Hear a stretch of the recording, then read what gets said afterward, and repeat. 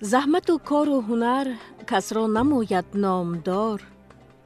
عالی همت کس ز هستی هنر ممتاز شد. درود سرشار از مهر و صداقت نثارتان بینندگان عزیز برنامه پیغام صبح.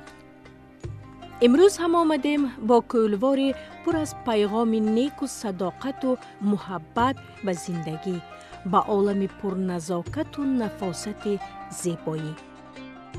بله، امروز از هنر والا، دقیق‌تر اگر بگوییم از صنعت زیبای نقاشی و کندلکاری، همچنین از استعداد و مهارت ناتکرار هنرمند نجیب قصه خواهیم کرد.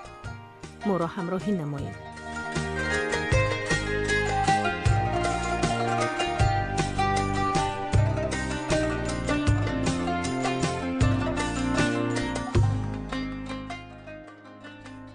دوستان عزیز، چون همیشه در ابتدا می خواهم مختصر در بابت این دو نوع صنعت قدیمه برایتان معلومات بدهم.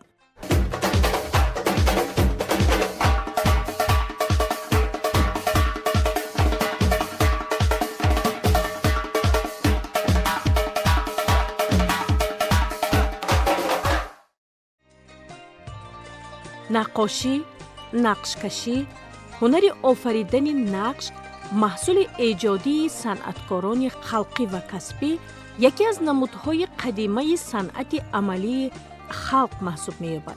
نقش در صنعت تصویری با اصول معین تکراراً ثبت کردن پارچه‌های گیومتری، نباتات و غیره میباشد.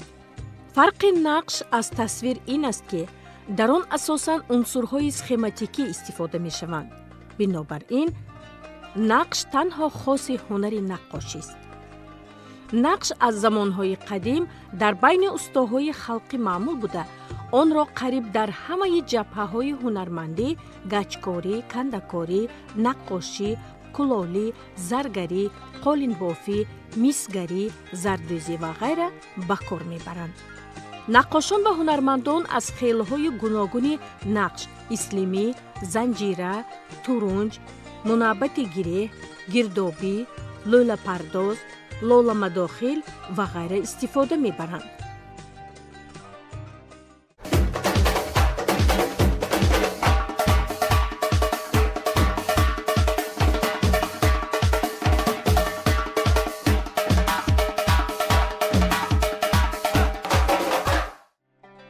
کندل باشد یکی از اصولهای صنعت نقاشی است. نمونه‌های آن در لوحه‌های کاشینکاری بناهای عصر 14 به نظر می‌رسند.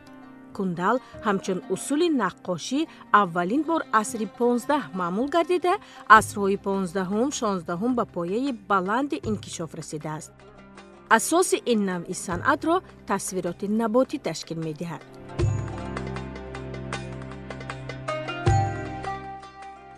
قهرمان برنامه امروزه ما نقاش شناخته، کندلکاری ورزیده انعامجان احمدов با این هنر والای خود امروز میان خلق آبرو و نفوذ خاصه دارد. انعکاس زیبایی، بیدار نمودن حس زیبایی پرستی، دعوت به آبادی و سازندگی در همه آفریده های این استاد هنر زحمت پیشه و انسان نجیب و خاکسار انعکاس یافتند. با مقصد با او و هنر ناتکرارش آشنایی پیدا کردن، ما به مرکز ولایت، انیقترش به مجمع قلعه خوجند آمدیم و او را در همین جا دریافتیم. باید بگویم که عین زمان در اینجا ساختمان قلعه نو خوجند ادامه دارد و قهرمان ما انعامجان احمدов چون دیگر هنرمندان کسبی به این کار جلب شده است. به هنرمندان فرمایش شده است که 8 حوله قدیمه قلعه خوجند را نقاشی و کندلکاری نمایند. در اینجا نیز از چهارچوبه آرایشات قدیمه که نقاشان در خانه ها استفاده می بردند بیرون نبرآمده، آنها ایجادکارانه کار می کنند.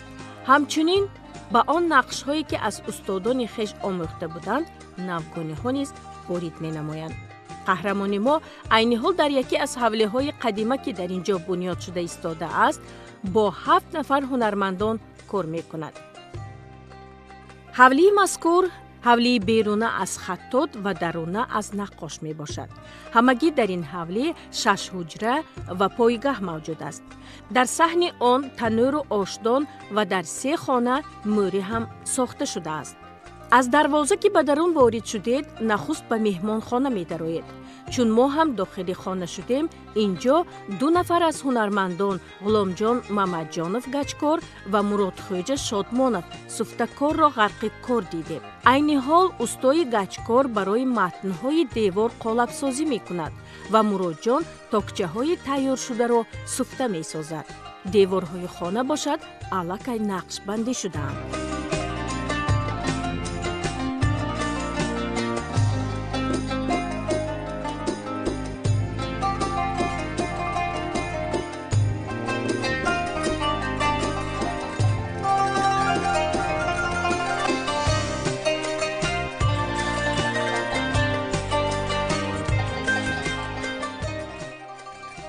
сипас барои ҳавлӣ мебароеду ба хонаи дигар ворид мешавед, ки ин хона аз як ҳуҷраву даҳлиз иборат аст.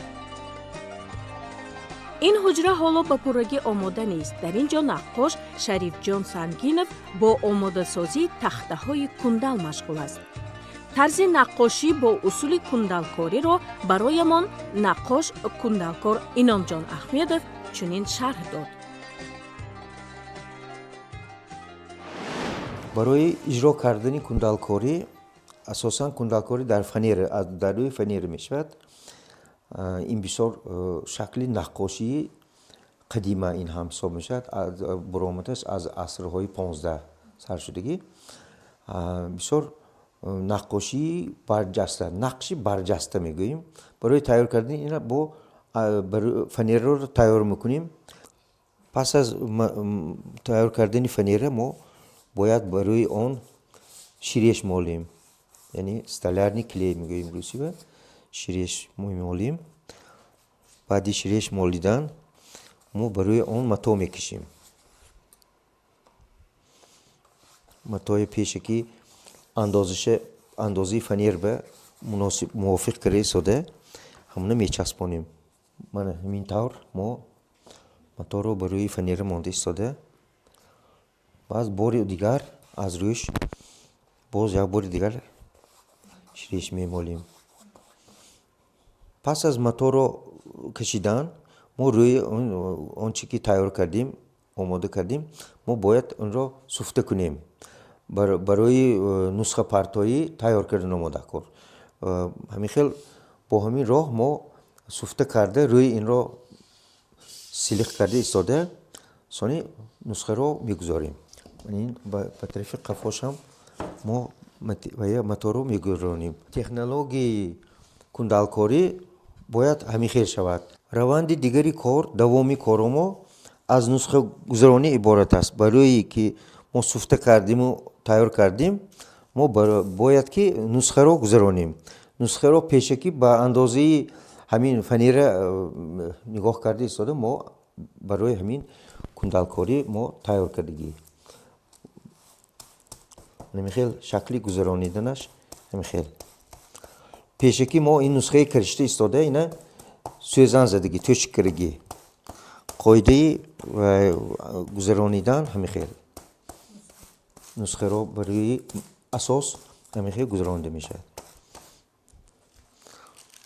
мана ҳамихел кара гузарондан дар кор.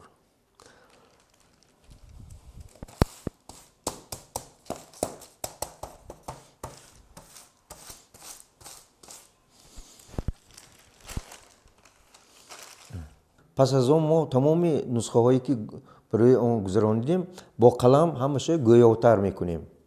баъди он ба кундалрезӣ мо шурӯъ мекунем. бо хамираи махсус месозем, бо клей. гаҷ ва ширешро дар об меҷӯшонанд ва ин гаҷобаро бо мӯқалами махсус болои нақши гарда эҳтиёткорона мемоланд. ҳамин ки тарҳи аввали гаҷоба хушк шуд, ба рӯи он дубора гаҷоба медавонанд, ки дар натиҷа нақшҳои барҷаста ҳосил мешавад. ин як бор ба рехта намешавад. мо 2 бор 3 бор рехта ҳаминро барҷаста мекунем. барои он ки мо рӯи инро бо оби тилло медавонем. асоси технологияи кундалкорӣ ин тиллокорӣ ҳам мегӯянд баъзе вақт ин чизро. пас аз рехта шудани кундал нақшҳои барҷаста тайёр шуд. мо ба рангандозӣ шурӯъ мекунем. барои рангандозӣ кардан хонае ки мо кундалкорӣ мекунем ҳамина ҷои рӯшноӣ торикиша назар бигирифтан дар кор, рангҳои гарм ё хунук ки тайёр мешавад ҳамина пешакӣ мо муайян карда аз рӯи ҳамун ба ранга тайёр мекунем. пас аз хушкидани он барояш зарварақ мечаспонанд. барои зарварақ бори дигар ели молида баъд бо рангҳои кабуду осмонранг ором медиҳанд ва барояш равғани зингарӣ медавонанд. ба ҷои зарварақ зарҳал ҳам истифода мешавад. раванди охирини кор пас аз рангдарорӣ, мана инҷо рангҳои мо нишон додагӣ ҳамаша гулҳоро бояд ки шукуфонем. то гула нашукуфониму вай накунем, ин мо наққошӣ ё кундалкориро ба охир расонда наметавонем. ҷои нозукии кор вай бо як муқалламҳои махсуси борик иҷро карда мешавад. мана ҳамаи тамоми бандҳо, мана инҷо гулҳои гирдаша ҳамаша мо бо муқаллами махсуси борик сиёҳқалам мекунем. сиёҳқалам мегӯянд ин номаша. мекунем ин ба вай як зеби дигар медиҳад ба нақши мо. мана ин рангҳоро мо он рангҳое ки ба диёри худамон вобаста аст, ба диёри худамон мо аз хурдӣ ҳамин рангҳоро дида гаштем.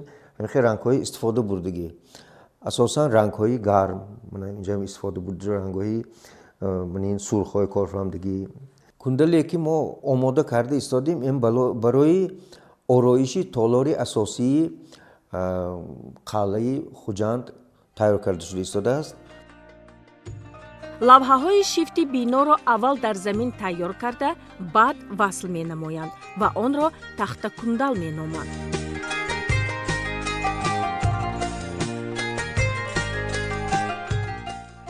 акнун ба қисмати дарунии ҳавлии наққош меравем. ба хонаи аввал омадем ки он аз 2 ҳуҷра, даҳлиз ва пойгаҳ иборат аст. ин хонаҳо ҳанӯз омода мешаванд. дар болор устоҳои наққош саргарми коранд. маҷидхон рукниддинов, абдуқаҳҳор умарови 71-сола ва исмонхоҷа ҳайдаров сиёҳқаламу банд мекашанд. нақши дастонашон зебову нотакрору ҷовидонист. ин маълумоти кӯтоҳ дар бораи кори гурӯҳи ҳунармандон дар ҳавлии хаттот ва наққоши маҳаллаи қадима дар қалъаи нави Хуҷанд буд. ин маҳалла ҳамагӣ аз 8 ҳавлӣ иборат аст, аз ҷумла ҳавлии табиб, хаттот, бофанда, дуридгар, кулолгар, оҳангар, наққош ва ҳавлии сарватманд ки дар ояндаи наздик ҳама омода хоҳанд шуд.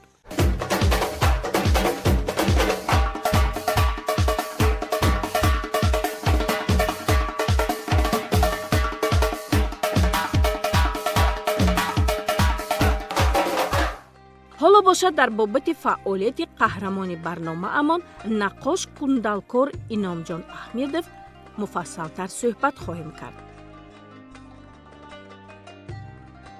Иномҷон Аҳмедов наққош ва кундалкори нафақахӯр аст.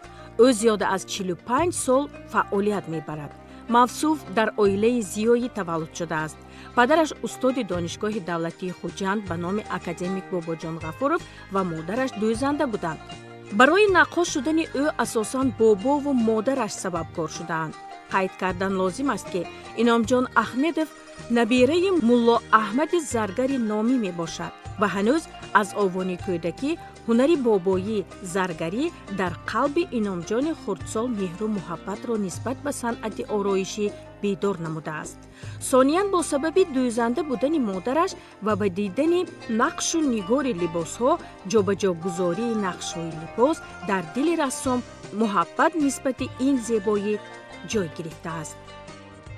ман аз давраи мактабӣ вақте ки дар мактаб таҳсил мекардам, аз ҳамонҷо ман ба ҳамин бисёр ҳунарҳо خصوصا نقاشی رغبت داشتم.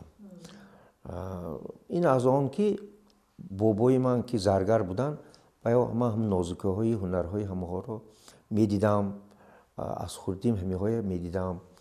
پس مادری من دوزنده بودن، همین بایی هایم هر خیر متاها کتی گل به گل کرده متاهای میدوختن، همه ها به من و دلم بای الهام بخشید که من همین به هنر رفتم. باز من از استادا دوامش یاد گرفتم، آموختم. من این دوره خودم هم یونیورسیته بخواندگی بسیار از معلم‌ها سبق آموختم و تا همین درجه رسیدیم. در مکتب میانه رقمی 6 به نام رودکی شهری لنین‌آباد حاضر خوجند او را همچون طلبه رسام می‌شناختند. موصوف این مکتب را سال 1971 ختم کرده به شعبه نقشه، رسم و تعلیم مهنت فاکولته فیزیک داخل شده است. سال 1976 این درگاه را با موفقیت به اتمام رسانیده است. سپس بعد ختم دانشگاه در فوند بدیعی استحصالی شهر خوجند به حیث رسام آرایشگر کار را آغاز کرده است. پس از ختم دانشگاه سال 1976 من به کارگاه ایجادی استحصالی شهر لنین‌آباد به کار آمدم. بعد کارهای آرایشی کردیم. اول با ما کارهای آرایشی سپردن.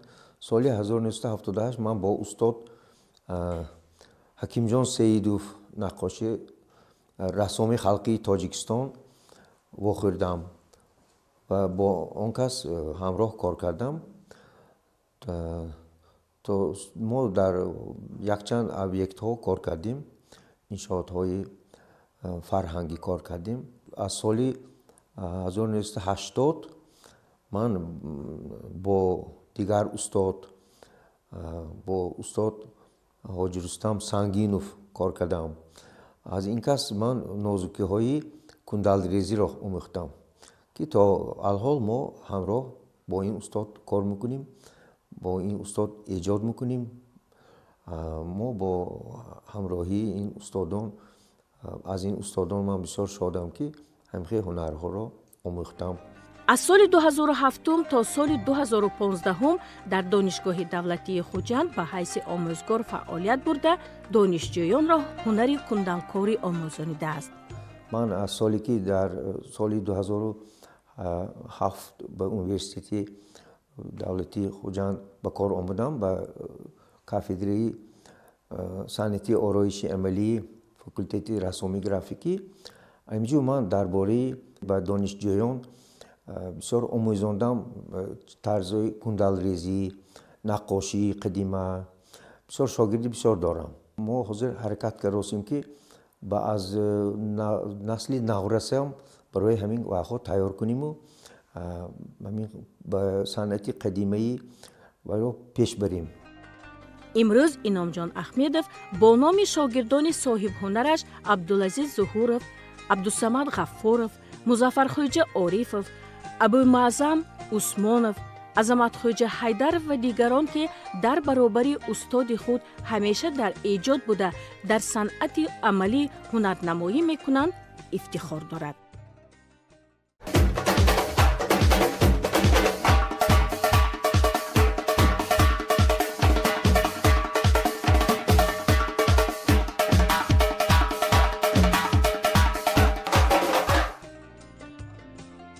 محصول دست زیبای آفر قهرمان ما در انشاءات‌های مهم فرهنگی و فراغتی جمهوری انعکاس شده است. مثلا او در آفریدن 70 متر مربع کندالکاری در درآمدگاه تالار اساسی کاخ نوروز و 636 متر مربع کندالکاری شیفت خرمشهر ناحیه دلغره حصه گذار است. نمونه کندالکاری‌های وی تا امریکا، انگلیا، فرانسه، شویتساریا، دانیا، چین، ترکیه و کویت هم رسیدند. یک چند نمایه‌های кундалкорӣ ва кундалмусаввирии Рустамҷон Сангинов, Иномҷон Ахмедов, Шарифҷон Сангинов дар осорхонаи сафоратхонаи Тоҷикистон дар Туркия гузошта шуда ба тамошобинон ин нави санъати қадимаи тоҷиконро муаррифӣ мекунад. ман бисёр хурсанд ки ман намояндаи санъати қадимаи тоҷикон ҳастам. бисёр мана сарвари кишвари мо президент Эмомалӣ Раҳмон ба ҳамин санъату фарҳангу маданияти қадимаи тоҷикон бисёр аҳамият медиҳанд. ва мо дар бисёр иншоотҳо ҳамун тамоми ҳунаромое нишон дода истодем ки ҳамина мо ба ҷаҳониён маълум кунем ки санъати мо қадима то кадом дараҷа ҳунармандои мо чӣ хел ҳунарҳо доштанд.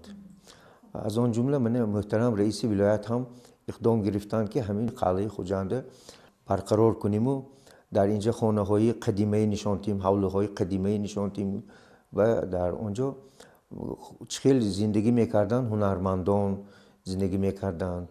ҳаминҳоро мо ҳозир мувофиқи фармоиши вилоят ҳукумати вилоят мо ҳамин корҳоро ба анҷом расонида истодаем. Иномҷон Ахмедов аъзои иттифоқи рассомони Иттиҳоди шӯравӣ ва Тоҷикистон буда соли 2020 аз ҷониби мақомоти иҷроияи ҳокимияти давлатии вилояти Суғд бо ҷоизаи ба номи Камоли Хуҷандӣ ҳам қадрдонӣ шудааст. аз ӯ пурсон шудем ки давомдиҳандаи кору пайкораш дар оила кист. ӯ мегӯяд ки фарзанди ман дар соҳаи дигар вай дар соҳаи банк кор мекунад, лекин корҳои эҷодии худашам ҳаст. вай ҳам дар дигар соҳа бошадам корҳои манба ёрдам метиҳад. пас худаш ҳам эҷодиёташ ҳаст. Иномҷон Ахмедов ҳарчанд тавассути ҳунару хислатҳои наҷибаш имрӯз соҳиби эҳтиром аст, аммо мағрур нест. ӯ хоксориву нексириштиро пешаи худ кардааст. як чизе гуфтан дар кор ки кадом дараҷаве нарасад одам аз ёд набаровардан дар кор ки ин дуои падару модарам ҳамиҷо ҳаст. бисёр падару модари ман ҳадошонам шодравон бисёр дуо мекарданд ки ҳамихел мо бо санъати ман бо ҳунари ман фахр мекарданд. онҳо дизи дигар ба ҳунарманд, ба санъаткор, ба эҷодкор ин ки агар оилааш тинҷ бошад вай санъати вай пеш меравад. имрӯз ман оилаи тинҷ дорам ки ба ман ҳамихел шароит метиҳад ки ман бисёр эҷод кунам. қаҳрамони мо ифтихор дорад ки ҳунари ӯ абадан мондагор аст. ӯ на танҳо барои имрӯзиён, балки барои насли оянда, барои асрҳои аср эҷод мекунад ва худро аз хушбахттарин инсонҳо медонад. тамоми корҳое ки мо карда то имрӯза карда омадем, ман бисёр фахр мекунам ки оянда барои насли оянда мо як чизе боқӣ монда истодаем. ва пас авлодомо медонад ки дар авлоди мо ҳамихел одамҳо буданд, дар китобҳо чоп мешавад. ҳамин корҳое ки мо кардем, китобҳо оянда китобҳо чоп мешавад, аз байн намеравад. чанд соле ки бошад ҳамин бинанда мо ҳамвақт эҷодиёти мо намуна шуда меистад. бале, халқи тоҷик бо чунин фарзандони соҳибистеъдодаш ки анъанаҳои неки ниёгон, ҳунарҳои қадимаи аҷдодиро идомабахшу тарғибгаранд, ифтихор дорад. зеро нақши эъҷози дастони онҳо намунаи санъату фарҳанги волои миллати мост ки то ҷовидон боқӣ хоҳад монд.